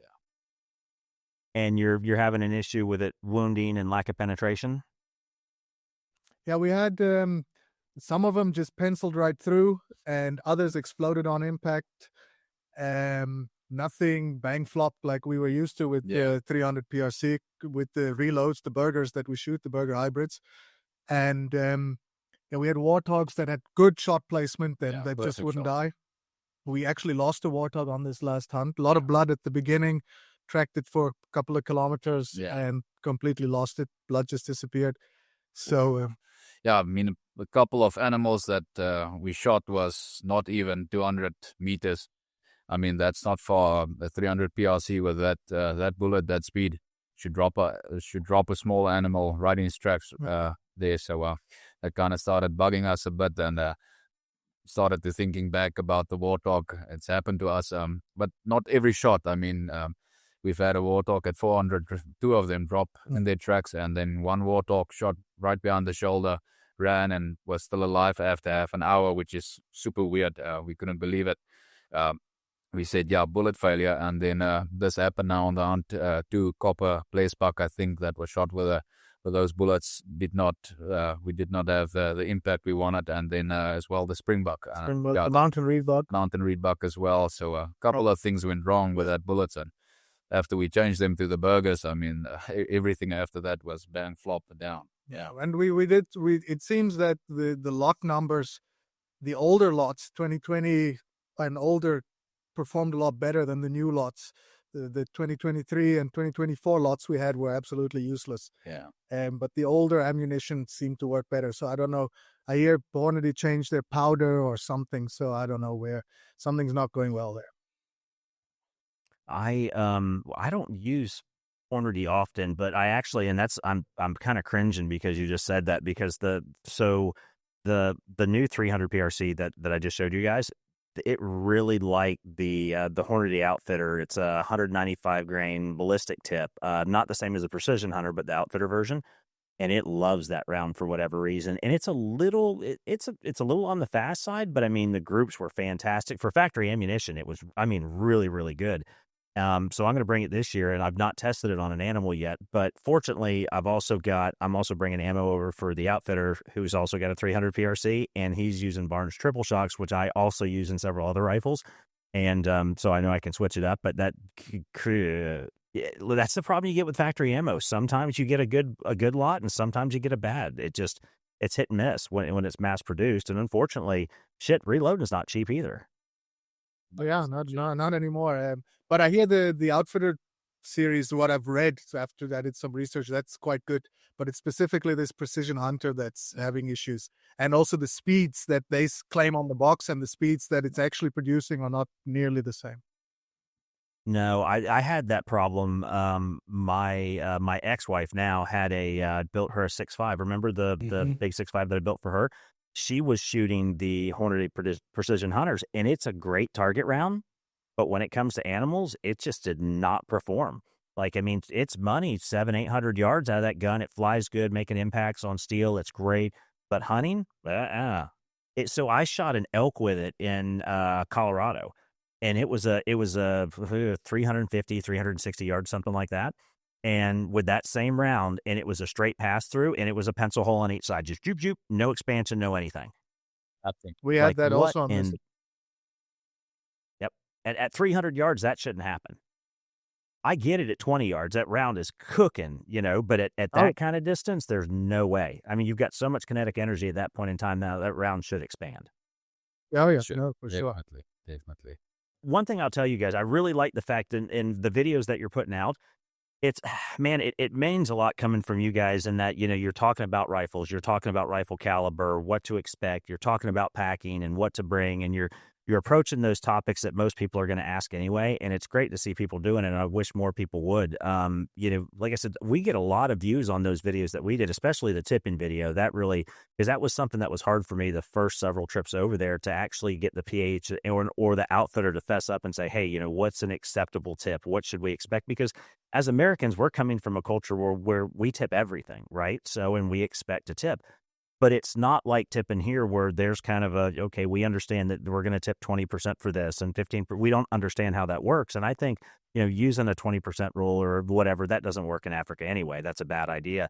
But everybody was apprehensive to talk about it, right? Nobody would give you a straight answer. So I finally, after years, finally put something together. And then when I released that video, I had outfitters and PHs and people WhatsApping me like, oh man, it was great. Thanks for putting that out there, because, we really, it helps us because people are prepared. And, I told them about, I always bring envelopes and little thank you cards that I put in the envelope, and I, make it personal and write a little note to whoever's going to, whether it's the, the tracker and the skinner, it's the PH, or it's the house staff, or, the cook staff, or whatever, the lodge manager. I make sure it's personal, and those little kind of extra things go a long way. And people are like, yeah, but you guys are doing that though. So all the shit that I had to figure out myself, you're giving to people now and tell them, hey, this is what to look forward to and what to expect. And I think it's great. Oh, yeah. No, thanks. Yeah, that's what our idea was. There's not that much out there. So we thought, well, hell, not necessarily to get the clients to come to us, but just so that they have a good experience when they do come to South Africa and don't go back and tell people, no, South Africa, and it's not good and this and that is bad. So, and I did watch your tipping video today, actually, and I really enjoyed it. It was on the money, spot on. Yeah, I mean, and there's some people that actually I got a lot of fallback too from that, and it was people that it was too much. So, oh no, you shouldn't tip that much, or it's too much. No, here's my thing: if you can't afford, if you're in country for 7 days and you're spending $8,000 or $9,000 or $10,000 on this trip of a lifetime, if you can't pony up $1,200 to $1,400 for tips, you need to go. Period. Yeah. That's it. And that's the minimum you should tip, right? That's not the maximum. That's the minimum. If your PH shows you the time of your fucking life and you have the best trip ever, reward him. He's working off. And that's what people don't understand. Your day doesn't start and stop as theirs does.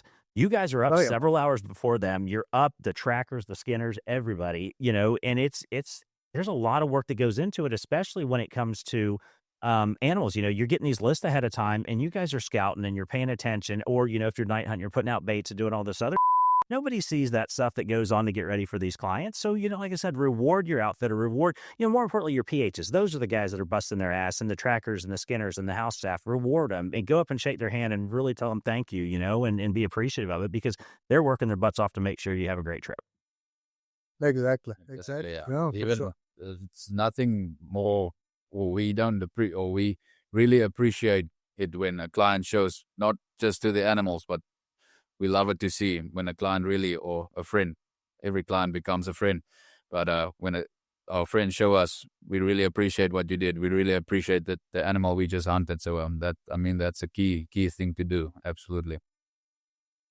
And one thing I'll say about that too, and this doesn't apply to you guys, but I'm saying this to everybody that's going to watch this video that could be from the United States. Do not go to South Africa and think that you're going to give a set of binos or a spotting scope to a PH in lieu of a tip. That is a horrible idea, and you should not do that. Bring money over to tip your PH and the staff. Don't bring them a gift. If they need a spotting scope or a pair of binos, they will spend their own money and they will buy that shit. Unless they specifically ask for it, don't go over there thinking you can just give them a set of binos and that tip. Doesn't work like that, people. Totally agree on that. Yeah, for sure. Okay, so now that we'll and guys, we're definitely gonna have to do this again too. Once we get to know each other a little bit, we can do this again. But so let's go real quick through here. So a couple quick things. We're just gonna go real fast. To both each, beer or whiskey. What's your favorite? Beer. Beer, yeah. All right, Oscar. You should have said brandy. Oscar, what's yours? Say it again. We like brandy as well. You see, I knew it. Probably whiskey. I'd say probably whiskey. All right, I'm rum. I'm going different. All right, favorite rifle caliber. If you could only bring one, which would it be? Need more. To me, it'd be between the 300 PRC or an 8x68. I was just kidding about the need more. 308 for me. What about you, Kevin? I'm a 7mm guy.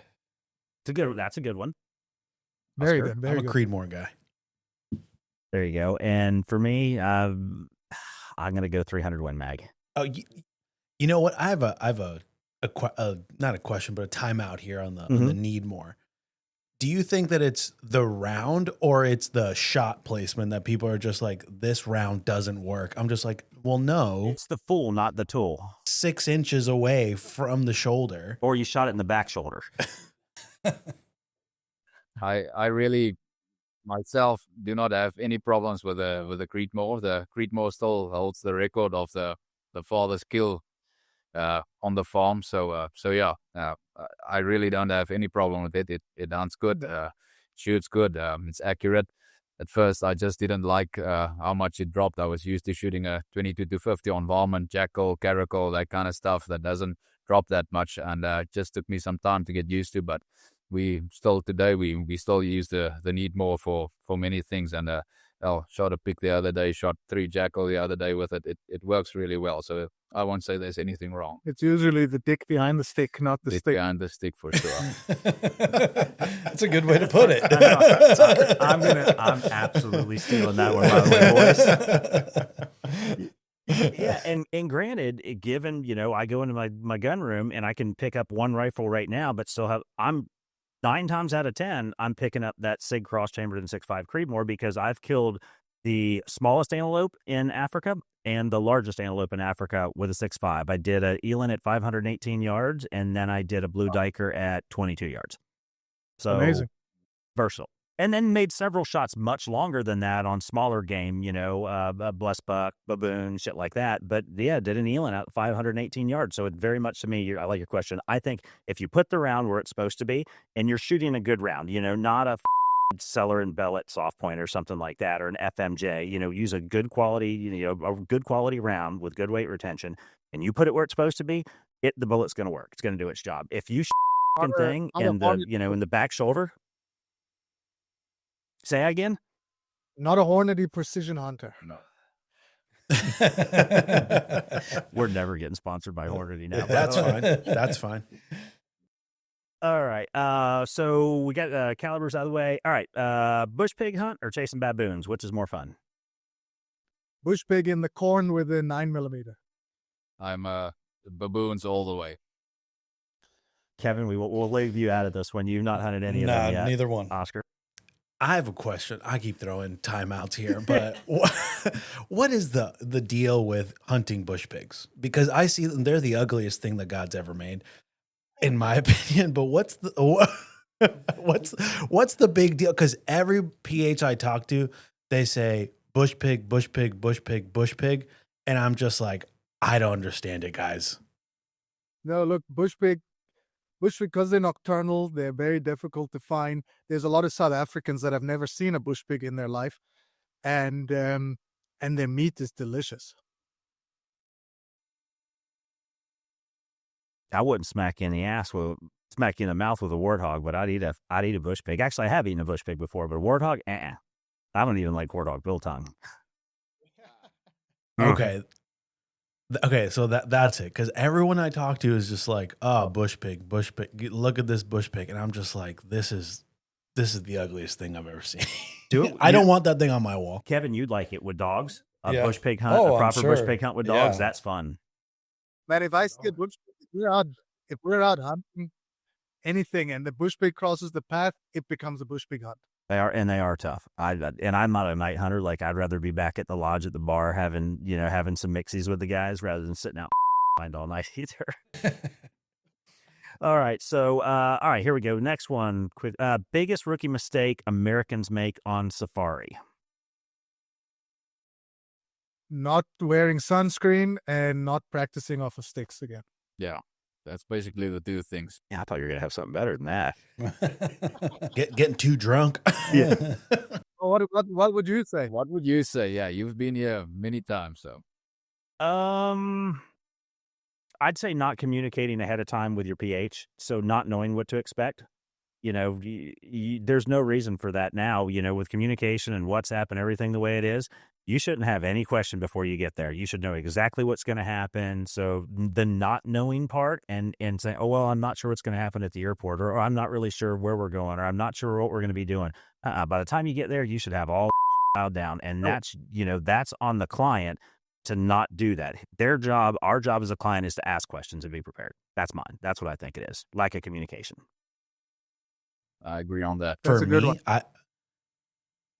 For me, I would say just going back to like the amount, like the difference between chasing kudu in the mountains and the cardio that you need to chase kudu in the mountains.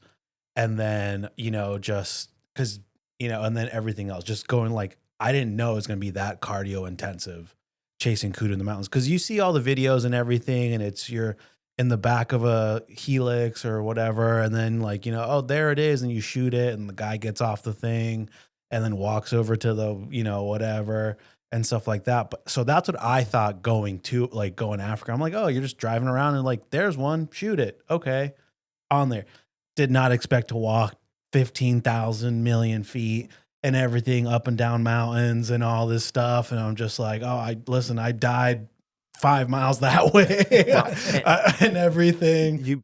That's a great point, because most people don't understand two things. They don't understand. One, yes, folks, there are mountains in Africa, South Africa especially. It is not the flat rolling plains that you think of, Green Hills of Africa. That doesn't, while there are places like that, especially in the Karoo and the Free State, a lot of the Cape is mountainous. You get some mountains in Limpopo, and you've got some really diverse terrain. So that's one. And the other thing is, it gets cold there. It's not a desert. It's not hot year round. It's exactly 6 months difference from us. And roughly Johannesburg is about the same latitude as Atlanta, Georgia. So figure Atlanta, Georgia in February, 6 months from there is when you're going. That's about how cold it's going to be in Joburg. That's how the figure. But people think, oh, it's not cold for Africa. It's not cold maybe in Northern Africa, but in South Africa, yeah, it's cold.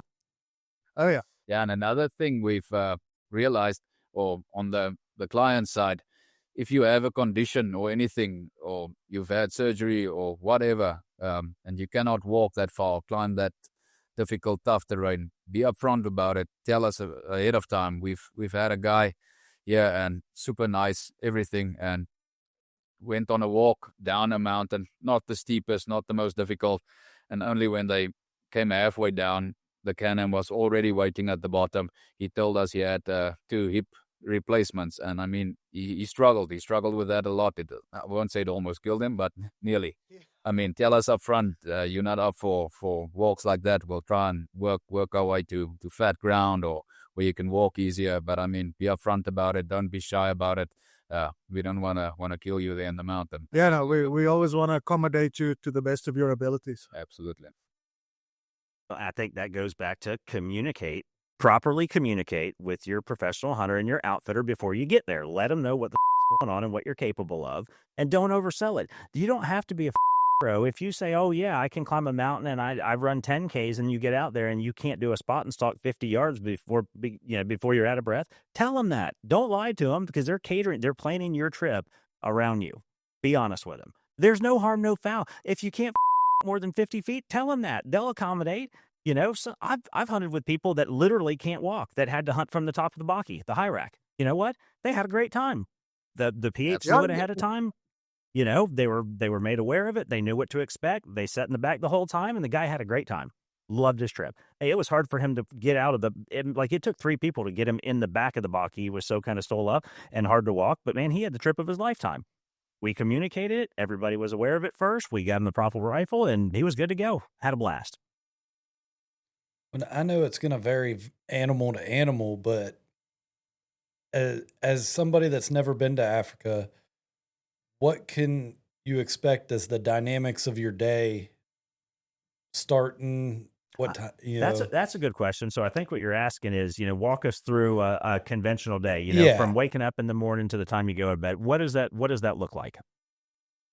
Yeah. So normally, what we'll do, beginning of the safari, we'll probably wake up way early, and we'll ask our friends, do you want to have breakfast early? Normally, they would say not a big breakfast, coffee, rusk, some cereal, fruit, whatever. We'll have that, and then we'll be on the vehicles normally sun up or just before sun up. Even if normally if we're looking for kudu, we'll be out before sun up.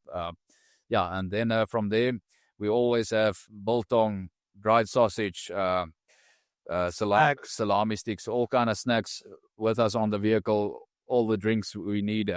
Normally not bourbon and beer too early, but we'll have our soft drinks, our waters, and everything, and then we'll either decide to go back to the lodge for a brunch, or head back for lunch. It depends on what the time is and how far out in the concession we are. If we're too far, it doesn't make sense to drive 2 hours back to camp and then out again. Yeah, and then we'll normally have lunch if we have the time. If there's not we not have the kudu or a lot of species in a short amount of time, we'll have lunch, have a siesta a bit, and relax a bit, and then we'll head out about 3, go scout again, and then we normally come back for sundowners, or have some sundowners out in the pastures at a beautiful spot where you can see the sun setting behind a mountain or something, and then head back for dinner with a nice fire, some drinks and a lot of bullshit talking.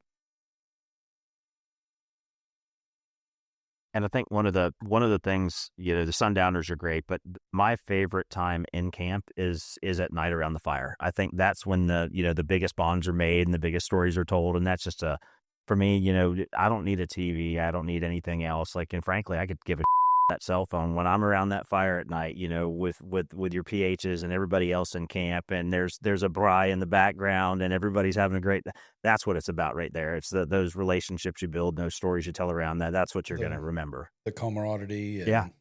Yeah. And don't get me wrong, there's something about having a sundowner, especially, proper sundowner, when the sun's going down, because there's something about, especially you get those orange sunsets there in South Africa, that gets in your bones right there. It makes you want to go back and see it again. Oh yeah. Even the sunrises are beautiful. I mean, that's to me one of my favorite times of the day because a lot of activities happening and you still have the whole day ahead. For sure. So one more. So let's go. Worst excuse you've ever heard after a bad shot. Yeah, we spoke about that earlier. It's always the scope, always. What do you got, Kevin? I would say, people just saying, "Oh, I must have dropped my gun," or "I must have, I must have bumped it," or the optics off. So yeah. I mean, they're blaming it on travel, or but why didn't you check it? And that's one of the reasons too, just for everybody out there. One of the reasons that when you first get to camp and your PH has put you on a rifle, it's not necessarily to verify the rifle. It's to make sure you know that you can hit what you're aiming at. So that's subconsciously, listen, it's very hard to knock one of those rifles. Unless you drop it down, roll it off the side of a cliff, it's very hard to do that. But that's also for them to know that you're capable. And then mentally, I can shoot this rifle, so you're good to go.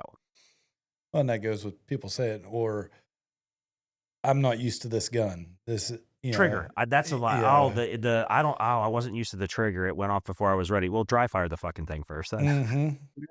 Exactly. 5 times if you have to. Absolutely. Yeah. Close your eyes and dry fire it. That's what I do with a gun that I'm not used to. Yeah. Look, the cheapest thing you're going to shoot is the bullet. Yes, by far. And probably the most important part of it too at the same time. Oh, yeah. Well, hey, that sounds like a Swift Bullet Company commercial right there. We should reach out to them. I don't take bad shots, buddy. Yeah. Like, don't take bad shots.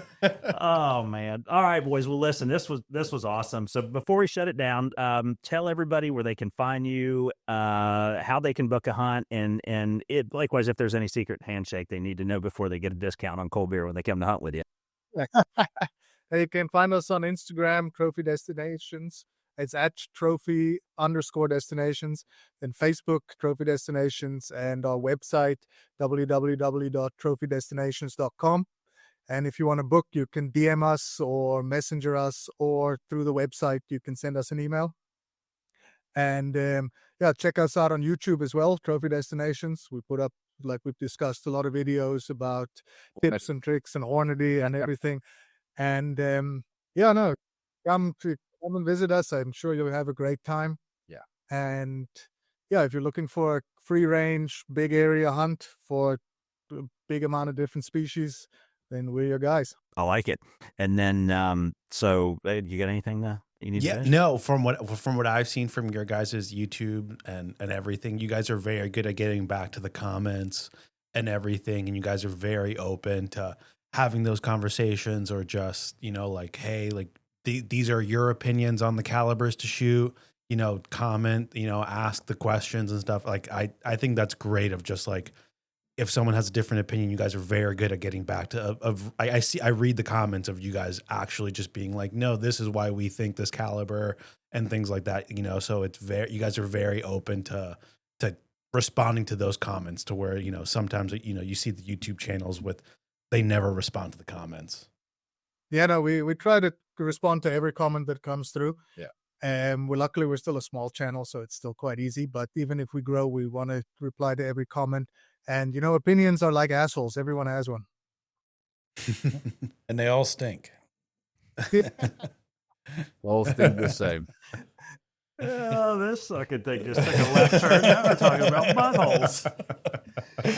Well, listen, guys. So I'm gonna be in the Northwest Province from the 17th through the 30th. Okay. So I'll be right outside of Freiburg. So if we can, I'll have the camera crews there with me. Hannes will be there with me. I literally don't have anything on my list. So if you guys have a couple of days where you don't have clients in camp and you're down there, let me know. Let's catch up. I'll bring everything over and let's go shoot a podcast at your place. Perfect. Yeah, I'll send you on WhatsApp. I'll send you our location pin, and then just send us the dates again, and then we can work around that. Perfect. We've got Robbie coming as well in August. I know you just had him on your podcast. Yeah.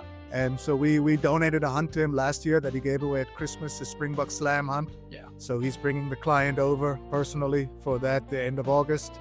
Yeah. And we'll probably be donating some more hunts to his organization because it's a great organization. Absolutely. Yeah, I love it. Yeah, for sure. And all right, guys. Well, until next time, as always, live free, hunt hard, and keep chasing the adventure. And we're out.